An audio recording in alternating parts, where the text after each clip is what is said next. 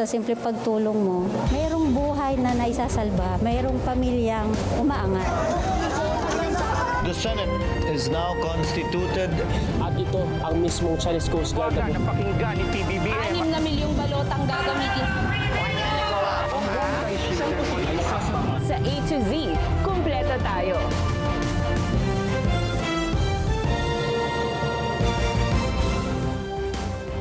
Luzon, Visayas, Mindanao at buong mundo. Ngayon ay Huwebes, February 19, 2026. Ako si Barbie Mulak at ito ang balitang A to Z. Bulkang Kanlaon sa Negros Occidental, sumabog. Mga residente pinayuhang magsuot ng face mask. Ayan po, nakago. Nakabala na yung nasa. O ayaw nilang gumo. Hinarangan nila ako dito. 2 pulis na sangkot sa umano'y road altercation sa Maynila. Isinailalim sa restrictive custody. Dating Pangulong Duterte, walang balak magpakita sa napipintong confirmation of charges hearing sa ICC. Daan-daang kapatid na Muslim, nagtipon-tipon sa Manila Golden Mosque sa Quiapo para sa pagsisimula ng Ramadan. Sa palakasan, Pinay tennis sensation Alex Ayala pasok na sa Dubai Open quarterfinals.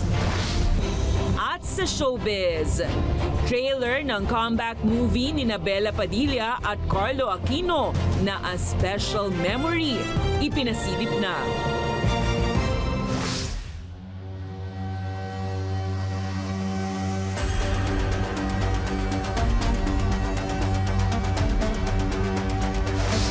Magandang gabi, pambungad sa ating newscast. Naitala ang isang pagsabog ng Bulkang Kanlaon sa Negros pasado alas 4:30 ng hapon ngayong Huwebes.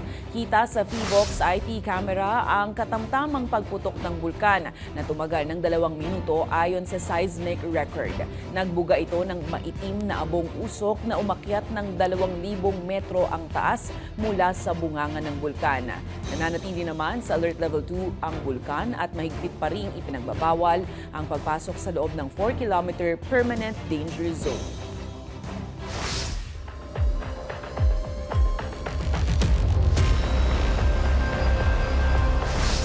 Walang balak si dating Pangulong Rodrigo Roa Duterte na dumalo sa napipintong confirmation of charges hearing sa International Criminal Court. Sa isang liham na inihanda ng kampo ni Duterte, sinabi ng dating Pangulo na siya ay may edad na at nakararanas ng pagkapagod at paghihina para humarap pa sa trial. Wala anya siyang balak na dumalo in person o kahit pa via video call.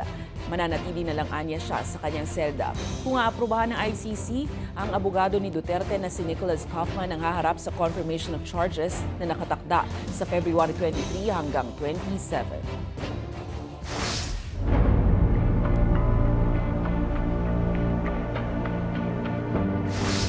Viral sa social media ang isang police mobile sa Maynila dahil sa pagkat at pagharang sa kalsada sa tila nakaalitang motorista.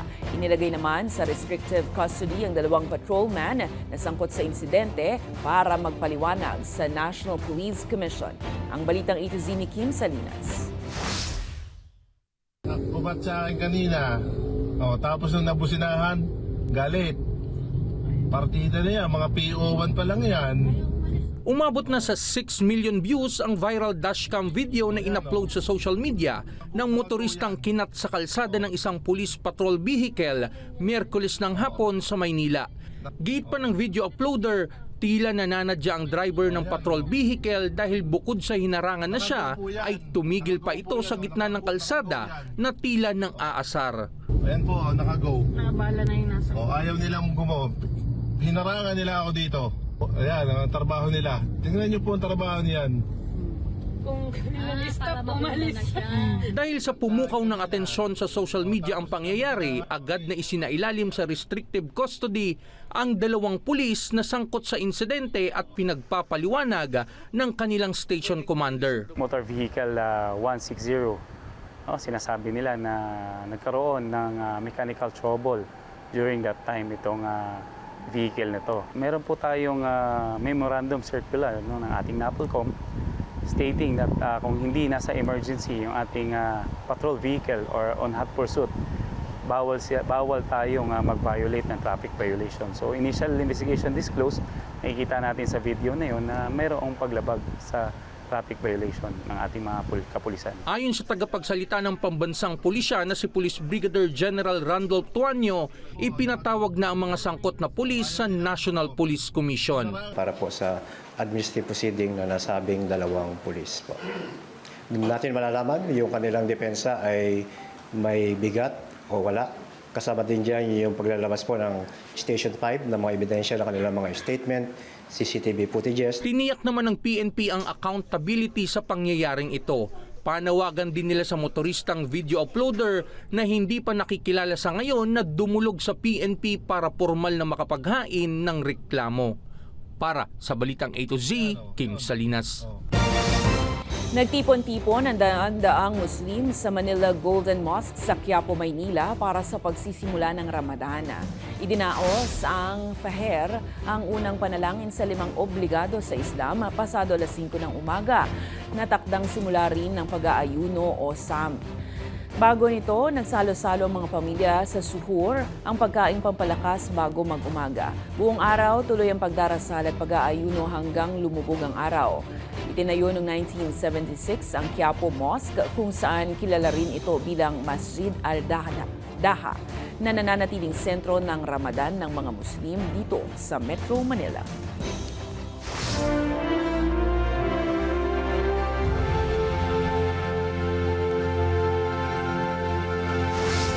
Posibleng babala sa mga kritiko at mga mambabatas ang maagang pag-anunsyo ni Vice President Sara Duterte na siya'y tatakbo sa pagkapangulo. Ayon yan sa isang political strategist. Pinalutang din ng political strategist ang posibilidad na makaharap ni Duterte si dating Vice President Leni Robredo. Ang Balitang A to Z ni Ace Cruz. Ako si Sara Duterte. Tatakbo bilang Pangulo ng Pilipinas. Isang araw matapos i-anunsyo ni Vice President Sara Duterte ang kanyang plano na tumakbo sa pagkapangulo sa 2028, iginiit ng isang political strategist na malinaw ang mensahe ni Duterte para sa mga kongresista. Congressman, kung maglalabas kayo ng dumi sa akin or if you're going to help in this investigation and really try your darndest to nail me down, you've got 2.5 years. You've got 2 years. And then it's going to be me. Sa gitna ito ng nakahaing impeachment complaints at kaliwat ka ng tirada ng mga mambabatas laban sa kanya. Think very, very carefully about your political future before you participate in these hearings and on how you vote. Clearly, this is a way to steal the thunder away from her upcoming impeachment complaints and upcoming impeachment hearings. Ayon sa strategist, kadalasan ay hindi nagwawagi ang mga politikong maagang nag-aanunsyo ng kanilang political move. Pero shifting a narrative and hanging a negative on your critics. Bakit? Kasi anything they do to her now, kahit anong bato sa kanya ng kritiko, sasabihin niya, it's because I'm the front runner for the presidential race. And I announced already, pinopolitika ako. So, good one-upmanship and good political chess. hindi pa inanunsyo ni Duterte kung sino ang makakatandem sa 2028. Pinaugong nito Miyerkules ni Senador Robin Padilla na pasok sa pagka-bise si Presidential Sister Senador Amy Marcos. Pero para kay Herman, posibleng makatunggali ni Duterte si dating Vice President at ngayon Naga City Mayor Leni Robredo na malakas ang boto sa Gen Z. Kung sino magiging katandem ni Robredo, dapat anya ay personalidad na malakas ang karisma sa taong bayan. But if you take a Leni Robredo and then you pair her with somebody with populist appeal that can match a Duterte, for example, an Erwin Tulfo, yan, laban ako dyan. Leni Robredo siguro at saka yung mga kasama niya sa liberal. Ayaw mo? Ha? Wag, mahirap yan. Pero nag-uusap kayo. Alam mo, pag tumakbo ka na naman, problema, sabi ko nga din sa CCOS ko, katatapos na natin mga banat, papanada na naman tayo after. Ayoko na, pati pamilya ko, ayaw na ng mga intriga, mga ingay. Sinabi naman ng Malacanang na hindi pa iniisip ng Pangulo ang mga isyong ito, lalo't abala sa chairmanship ng Pilipinas sa ASEAN. Hindi rin nila nasindak ang Pangulo sa planong pagtakbo ni Duterte. Para sa Balitang A to Z, Ace Cruz. Hindi umano nababahala si Pangulong Marcos sa pag-anunsyo ni Vice President Sara Duterte na tatakbo bilang Pangulo sa 2028. Ayon kay Communications Undersecretary Claire Castro, matagal nang ramdam ang pangangampanya ng Vice Presidente kaya hindi na ito nakagugulat. Diin pa niya, hindi mapapatigil ang gobyerno sa trabaho dahil lang sa mga pahayag ng Vice Presidente. Itinanggi rin ng Malacanang na may pangangalap na umano ng posibleng kandidato laban kay Duterte sa 2028. Pagtitiyak pa ng palasyo, mananatili nakatutok si PBBM sa pagpapaangat ng ekonomiya. Ang Pangulo masisindak? Hindi naman po kasindak-sindak yung pag-a-announce na siya'y tatakbo sa pagkapangulo dahil ramdam na po even before ang kanyang pangangampanya sa labas. So hindi po nakakagulat. Isinusulong ngayon ni Senator Robin Hood Padilla ang tandem ni Vice President Sara Duterte at Senator Amy Marcos para sa 2028 polls. Kasunod nga yan ang anunsyo ni VP Sara sa pagtakbo sa pagkapangulo. Ayon kay Padilla, panahon na umano na maramdaman ng publiko ang tandem ng isang all-girls team. Sagot naman ni Presidential Sister Senator Amy, sunod-sunuran lang siya sa mga nangyayari. Madarandaan sinabi naman noong January 2021 ni dating Pangulong Duterte, ama ni VP Sara, na hindi trabaho ng isang babae ang maging isang Pangulo.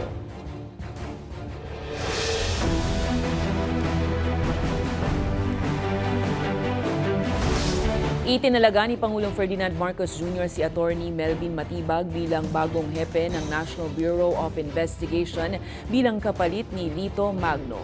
Kasalukuyang Secretary General ng PDP Laban, si Matibag, at kilalang kaalyado ng dating Pangulong Rodrigo Duterte. Ayon kay Communications Undersecretary Claire Castro, pinipili ng Presidente ang mga opisyal batay sa kanilang kakayahan at tiwala. Nanindigan naman ng palasyo na may tiwala ang Pangulo na magagampanan ni Matibag ang tungkulin sa ahensya. Ipaliliwanag naman anya ang mga detalye sa mga susunod na araw. Nandun po yung tiwala. Nakitaan po niya ang si Atty. Melvin Matibag ng maaaring pagtiwalaan, maaaring magtrabaho para sa gobyerno. Matapos nga ang ianunsyo ni Vice President Sara Duterte ang balak nitong tumakbo sa pagkapangulo sa 2028, nakatakda namang magkita sa February 21 si Pangulong Ferdinand Marcos Jr. at Naga City Mayor Leni Robredo ayon sa Malacanang. Bibisitahin ng Pangulo ang mga flood control projects sa Sagop Creek, isa sa mga kritikal na daluyan ng tubig sa Naga. Ayon sa palasyo, doble kayod ang DPWH sa pangunguna ni Secretary Vince Dizon para maibsan ang baha sa mabababang lugar sa Bicol Region. Itinanggi naman ng Malacanang na may kaugnayan sa 2028 ang pagbisita ni PBBM. Wala po kasi talaga na pag-uusapan tungkol sa pangangampanya o kung sino man ang magiging kandidato sa 2028.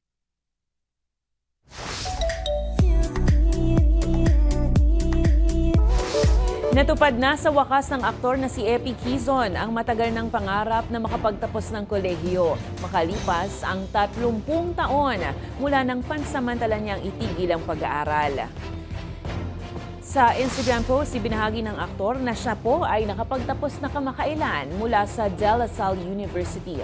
Kalakip ng isang larawan kung saan nakikita siyang suot ang kanyang toga at nakatayo sa harap ng St. La Salle Hall sa loob ng universidad. Matagal nang nais ng aktor na matapos ang kanyang pag-aaral bilang paraan ng pagbibigay parangal sa alaala ng kanyang ama na pangarap para sa kanya yan. Sa kabila ng kanyang abalang karera sa industriya, pinagsumikapan niyang maabot ang layuning ito bilang simbolo ng dedikasyon sa edukasyon at personal na pagunlad. Congratulations, Epi! Susunod, dating Prince Andrew inaresto ng British Police. At sa palakasan, Pinay tennis sensation Alex Ayala pasok na sa Dubai Open quarterfinals. Abangan ang kumpletong ulat sa pagbabalik ng Balitang A to Z.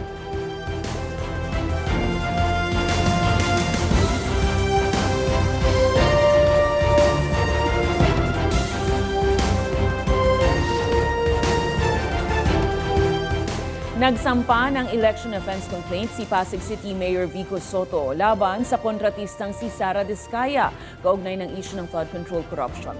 Kasama ni Soto si Attorney Romulo Macalintal na naghain ng reklamo sa Commission on Elections.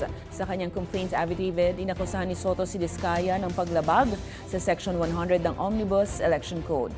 Base sa alegasyon, lumagpas umano sa itinakdang spending limit at naghain ng hindi totoo o kulang na deklarasyon sa Statement of Contributions and Expenses kaugnay ng May 2025 polls. Sa patuloy na pagdami ng social media users sa bansa, patuloy din ang paglala ng mga banta laban sa seguridad ng mga gumagamit nito online. Ang mga concerned online safe space advocate, patuloy ang paalala sa matalino at responsableng paggamit ng internet, lalo na ng social media. Ang balitang A to Z ni Naomi Almohano. Naging bahagi na ng rutinang karamihang Pilipino ang paggamit ng social media anumang edad at anumang panahon. Nito ngang 2025, sa tala ng data reportal, pumalo sa 90.8 milyong Pilipino ang gumagamit na ng internet sa bansa. Habang 95.8 milyong individual ang social media users noong October 2025 o yung may account sa mga SOCMED platforms, katumbas yan ng 81.9% ng kabuuang populasyon. At ang nakagugulat pa nga, 33.1% sa users ang nasa edad 17 pababa. Kabilang na riyan si Thea, 11 anyos, na aminadong halos hindi na mabitawan ng cellphone dahil isang active social media user. Para po sa panood po, para gamitin po sa pag-aaral. Magaganda pong panood din sa TikTok. Mga sayaw po at saka kanta. Marami pong iba na maganda pong panoodin. Aniya, sa tuwing makakakita ng tingin niya'y hindi magandang content online, siya na mismo ang nagsiskip dito. Aware ang TikTok Philippines sa laki ng kanilang impluwensya sa mga social media user. Kaya ang Think Twice troops nito patuloy ang advokasya sa responsableng paggamit ng internet. Digital literacy is now a life skill. Since na-normalize yung digital space, part nito syempre may discussion about or pwede siya ma-weaponize eventually. Kasi gano'n naman, laging may benefit, lagi din siyang may consequence. And part of it yung disinformation, malinformation, cyberbullying. Anilang mga gaya ni Thea dapat nababantayan sa mga kinokonsumong content. The biggest challenge that the teens face today in the Philippines is the lack of understanding or awareness why the young people are online. Kaya naman ang TikTok mas pinaigting ang kanilang safety measures para sa mga menor de edad na users. Kung below 16-year-old, hindi magsisend o makatatanggap ng direct message, hindi rin ire-recommend sa For You feed ang kanilang content. Mga kaibigan lang ang pwedeng makapagkomento sa videos at age-appropriate ang nasa algorithm nito. Habang para sa mga below 18 years old, may screen time na 60 minutes. Automatic na private ang status ng account at hindi pwedeng mag-livestream. We have to allow them to experience the online space in a way that will be safe for them. Naniniwala rin sila na ang mga may pinakamalaking ambag para maiwasang malagay sa kapahamakan ng mga bata sa online world ay ang mga magulang. Anila, dapat constant ang komunikasyon sa pagitan ng magulang at anak para updated sa mga nangyayari rito. As a psychologist, mas lalong gumagamit yung mga bata or tayo ng social media kapag hindi okay yung reality or yung mismong offline space natin. Kapag okay yung communication sa family, meron ka nakakausap outside social media, nare-regulate mo siya eh. Payo pa nila, malaki ang naitutulong ng social media sa araw-araw na buhay. Kailangan lang gamitin ito ng may pananagutan at konsensya. Para sa Balitang A to Z, Naomi Almohano. Humarap sa hukuman si Meta CEO Mark Zuckerberg kasabay ng kanyang pagtanggi na nilinlang niya ang US Congress kaugnay ng disenyo ng Meta Platforms. Sa patuloy na paglilitis sa Los Angeles, California, kinakusyon ang epekto ng social media platforms sa mental health ng kabataan. Tinanong si Zuckerberg patungkol sa kanyang testimonya noong 2024 sa Kongreso na hindi umano layunin ng kumpanya na pahabain ng oras ng users sa mga app. Pero ipinakita ng abogado ng nagdedemanda na si Mark Lanier ang mga email noong 2014 at 2015 na naglalaman ng mga target na taasan ng time spent sa app ng double-digit percentage. Inihain ng kaso ng isang babae sa California na nagsimulang gumamit ng Instagram at YouTube nung siya ay bata pa. Anya na naapektuhan ang kanyang mental health at humantong pa sa depression at suicidal thoughts. Tinanggi naman ng Meta at Google ang mga paratang at iginiit na may mga safety features silang ipinatutupad. Tinukoy din ng Meta ang pag-aaral ng National Academies of Sciences na wala raw matibay na ebidensya nagpapakita ng direktang binabago ng social media ang mental health ng mga bata.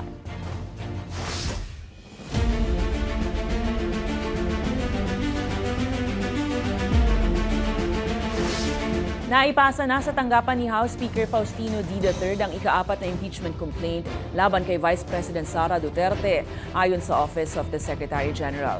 Kinumpirma ng tanggapan ni House Secretary General Sheloy Garafil na natanggap na ang reklamong inihain ni Atty. Nathaniel Cabrera at inendorso na ni Deputy Speaker Paulo Ortega at Manila Congressman Bienvenido Abante. Sa ngayon, 4 na impeachment complaints na nakabinbin sa Speaker at naghihintay na maisama sa order of business. Alinsunod sa desisyon ng Korte Suprema, dapat maisama sa order of business ang impeachment complaint sa loob ng 10 session days. At mula nga February 2 hanggang 18, 7 session days na ang nakalipas.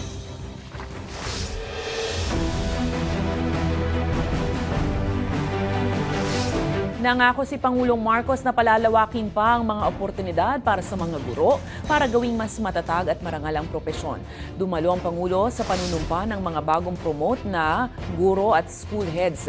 Sa ilalim yan ng Expanded Career Progression Program sa San Jose del Monte, Bulacan. Patuloy niya ang pagbubukas ng mas maraming senior positions para matiyak ang promosyon ng mga guro. Humigit kumulang 2,000 personnel mula Bulacan, Pampanga ang na-promote mula Teacher 2 hanggang Teacher 7, Master Teacher 1 hanggang 3, at mga punong guro mula Principal 1 hanggang Principal 4. Hindi ako papayag na hindi masuklian ang inyong sakripisyo.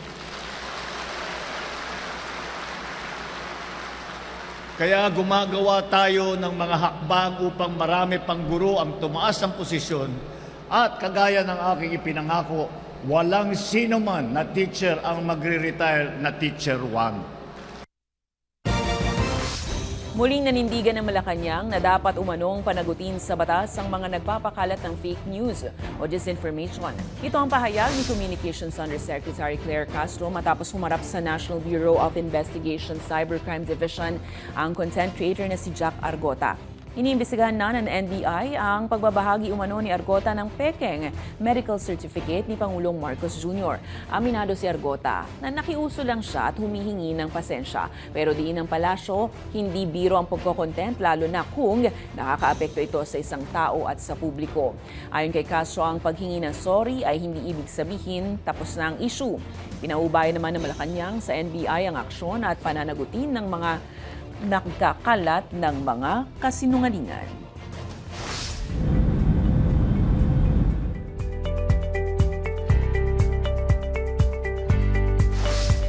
Inaresto ng British Police ang kapatid ni King Charles III at anak ng yumaong Queen Elizabeth na si former Prince Andrew Mountbatten Windsor. Ayon sa UK local media, inaresto ang dating prinsipe sakto sa kanyang 66th birthday ngayong araw sa alegasyon ng misconduct in public office. Dahil yan sa umano'y kaugnayan niya sa convicted sex offender na si Jeffrey Epstein. Una nang tinanggalan ng royal titles at na-kick out sa kanyang royal house sa Windsor Castle grounds si Andrew Windsor nang umugong ang pagkakadawit niya sa Epstein files.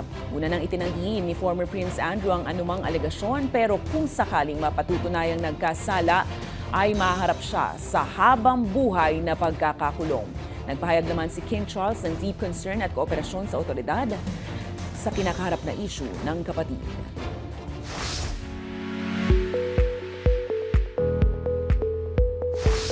Hindi Hindi ba maiwan-iwan ang inyong little cute fur babies kapag nagta-travel? Worry no more dahil good news po mga fur parents, pinapayagan na ng Philippine Airlines ang maliliit na aso na makasama ang kanilang mga may-ari sa lahat ng domestic flights.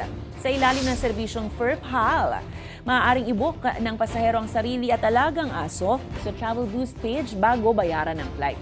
Take note lang po, dapat hindi lalampas ng 10 kilo ang inyong mga bebe aso at hindi bababa sa 8 linggo ang edad. Kinakailangan din ng soft-sided, leak-proof carrier na may sukat ng hindi higit sa 17 inches by 11 by 9.5 at kailangan may 2 ventilation panel at mayroon din syempre P-pads sa ilalim. Samantala ilalagay ang carrier sa ilalim ng upuan sa harap ng pasahero sa buong biyahe. Kailangan din po may veterinary health certificate, vaccine records at shipping permit mula sa Bureau of Animal Industry. Matatanda ang una itong inilunsad ng PAL noong Nobyembre sa mga piling biyahe papuntang Boracay, Bohol at Siargao.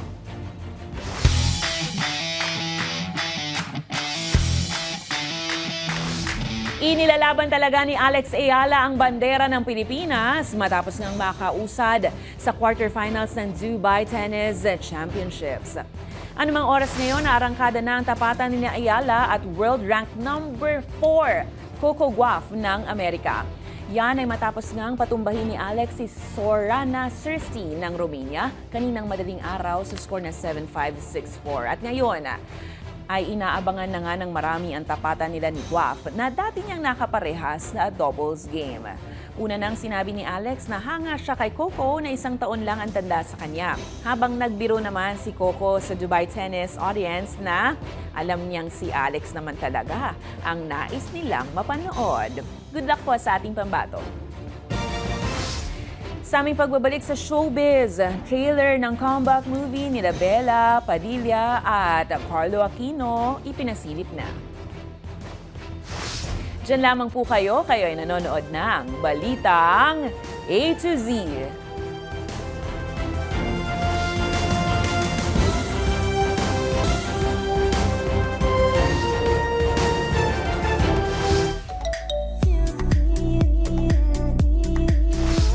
Mga ka-A to Z, ready na ba kayong muling masaktan?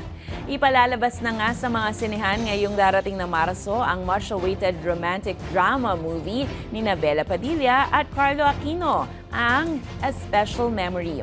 Speaking of Bella, may shinare siya sa mga ganap sa shoot at sa set with co-star Carlo. Ano kaya yan? Makichika sa Balitang A to Z Showbiz ni Rod Garabon. Ito, hindi ako maalala ng isip mo. Alam ko, hindi ako makakalimutan ng puso. Yan ang kapanapanabik na pasilip ng Viva Films sa much-awaited movie na A Special Memory na pinagbibidahan ni Bella Padilla at Carlo Aquino. Sa panulat ni National Artist for Film and Broadcast Arts Ricky Lee at direksyon ni Jerry Lopez Sineneng. Ito ang pagbabalik tambalan ni Carlo at Bella matapos ang 8 taon nang gawin nila ang pelikulang Meet Me in St. Gallen noong 2018. Hango ang pelikula sa kilalang Japanese series na Pure Soul at Korean movie na A Moment to Remember. Kwento ito kung paano nananatili ang pagmamahal ng dalawang individual sa kabila ng mga pagsubok sa buhay. Sa naganap na MediaCom nitong Miyerkules, February 18, nagbahagi si Bella ng kanyang core memory sa set ng pelikula. Dito inamin ng aktres na kinabahan siya sa unang araw ng sabak niya sa shooting ng reunion movie nila ni Carlo Aquino. Nung first day ko, I was so nervous to work with Carlo. I think because I've been watching also his projects, in the last 8 years, and I could see that after Meet Me in St. Gallen, he kept accepting really good roles. Naikwento rin niya na may eksena sila ni Carlo kung saan tila na high blood umano ang aktor at bigla na lang nawalan ng malay. Kami dito ni Carlo na heavy scene, magbabasag siya ng mga plato. So, kailangan ko hintayin yung camera na lumipat pa sa akin at mag-focus. So, I had to wait for a cue for me to look. Tapos sabi ko, sobrang tagal na. Kanina pa nabasag yung plato, wala pa rin nagko-cue sa akin. Ano kaya nangyari? So pagtingin ko si Carlo nasa sahig na. Parang muntik siya mag-pass out or nag-pass out. So, yun, na high blood po siya sa set. Nung nagbasag siya ng plato, talaga yung BP niya tumaas. Ito na nga raw ang pinakamapanakit sa lahat ng movie project ni Bella Padilla. Kaya naman asahan na ang pagtulo ng luha ng mga manonood dahil sa emosyon, pagmamahal at pag-asa ang hatid ng naturang pelikula. Nakatakdang ipalabas ang A Special Memory simula March 11. Para sa Balitang A to Z Showbiz, Rod Garabot.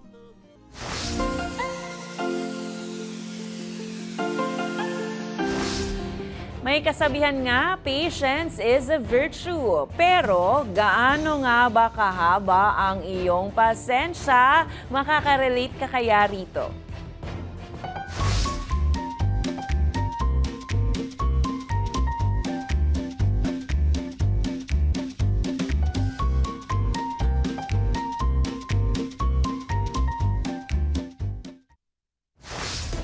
Kaya mo yan.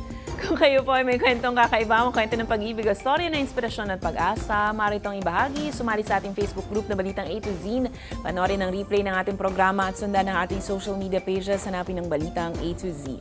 Ang ating pabawang quote of the night ngayong Webes ay mula sa doktor at revolusyonaryong si Che Guevara. Ang sabi niya, kung nanginginig ka sa galit sa bawat kawalan ng katarungan, kasama kita sa pakikibaka. At yan po ang mga balita at impormasyon, mga kwentong may dalang inspirasyon na tinutukan ng Balitang A to Z. Ako si Barbie Mulak. Maging maalam, pakialam. Magandang gabi sa iyo, Pilipinas.